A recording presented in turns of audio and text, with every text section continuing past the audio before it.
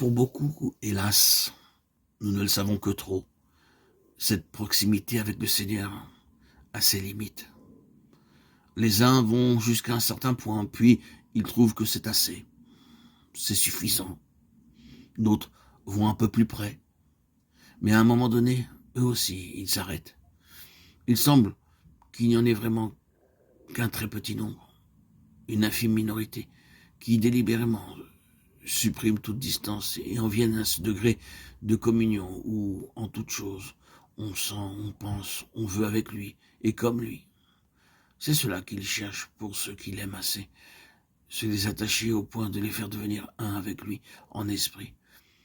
Il a les yeux sur ceux qui sont disposés à faire quelques pas de plus avec lui, à s'approcher un peu plus que les autres, plus près même que ses familiers, pour leur laisser voir son cœur tel qu'il est, avec toute la souffrance, toute la beauté, tout l'amour qu'il cache encore. Il semblerait que ces différences de proximité révèlent dans chacun un état spirituel correspondant. Au point de vue littéral, peut-être n'y avait-il pas eu lieu de pousser la chose trop loin, mais au point de vue spirituel, il en est certainement ainsi. Dis-moi que tu hantes, qui tu hantes, et je te dirai qui tu es. Dis-moi jusqu'où tu vas dans ta marche avec le Seigneur, je te dirai ce que vaut ta vie spirituelle. Au fond, la force de notre attachement dépend du discernement intuitif que nous avons de sa personne.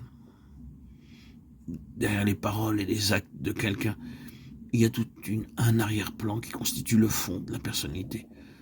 En ce qui concerne le Seigneur Jésus, nous nous attachons à ses pas dans la mesure où, au-delà de ce qui frappe le regard superficiel, nous aurons vu transparaître sa pensée intime, découvert les désirs profonds de son cœur, compris ses préoccupations, deviné ses intentions et touché du doigt, pour ainsi dire, le grand secret de sa vie. Quand on considère les disciples, il semble bien que certains d'entre eux aient eu plus que les autres l'intelligence de la situation, et plus que les autres aient reconnu le Fils de Dieu sous les dehors du Fils de l'homme. C'est pour cela aussi qu'ils le suivirent de plus près. Ce manque de discernement de la part des disciples, cette incapacité spirituelle de réaliser vraiment qui il est et de se comporter en conséquence, n'est-ce pas une des choses dont le Maître eut le plus à souffrir? Combien de fois ne laisse-t-il pas voir le fond de sa pensée à cet égard dans les nombreuses allusions qu'il fait à leur manque de compréhension? C'est constamment que son cœur en est meurtri. J'ai encore beaucoup de choses à vous dire, mais vous ne pouvez pas les porter maintenant. À tout moment, ils donnent la preuve qu'ils ont très bien compris, sauf l'essentiel. Ils saisissent facilement tout ce qui est extérieur et concret. Mais la vraie pensée, le mobile profond, les sentiments intimes qui inspirent les actes de leur maître leur échappent presque régulièrement. Seigneur, veux-tu que nous commandions que le feu descende du ciel? Et le Seigneur de se récrier aussitôt, vous ne savez de quel prix vous êtes animé, de quel esprit vous êtes animé. Exemple typique de leur inaptitude foncière à partager ses sentiments, à comprendre les mobiles qu'il inspire et à se mettre dans le même esprit que lui.